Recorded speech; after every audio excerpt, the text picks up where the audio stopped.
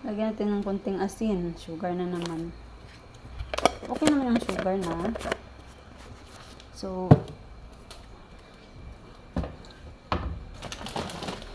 lagyan natin ng konting sugar.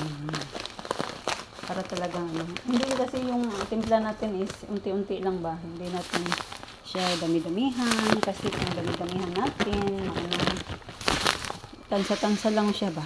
Ayan. Oh, sakto na siguro. All I need to do is to, ayan. So, mix-mix na naman tayo, guys. Kasi nagdagdag na naman tayo ng sugar. Dapat sana, yung ginawa ko, ay sugar muna, at saka asin, no? Bago yung, mga lamas. Okay na lang din yan, at least, di ba?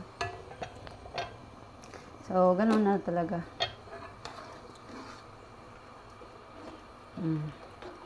Malapit naman to. Malapit na siya.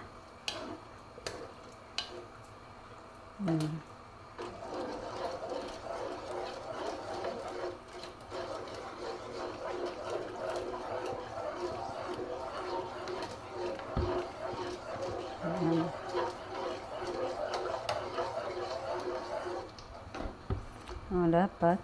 May mo na siyang na brown na siya. So, tilawan na to, guys, ha. Ano natin sa?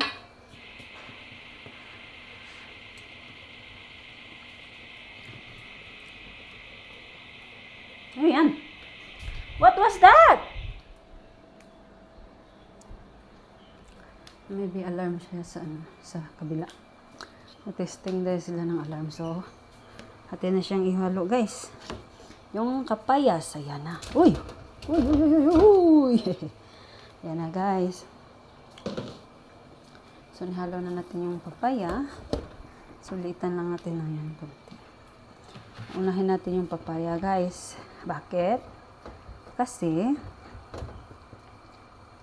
yung anong tawag doon, yung carrots, pwede rin naman mamaya kasi naman yun yung matamis naman yun. So, all I need to do is unahon na kang kapayas kay ang carrots okay lang naman yun.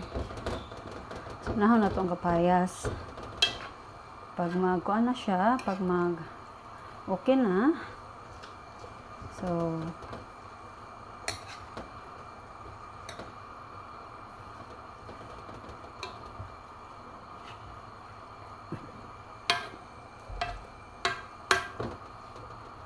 mag-okay na yung so pwede natin siyang pag mainit lang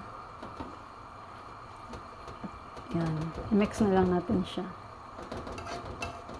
Carrots din kasi madali lang yan kasi pwede rin nga makilaw, ito rin pwede rin siya pero kailangan kasi siyang yung kanang ipabukal ba, no?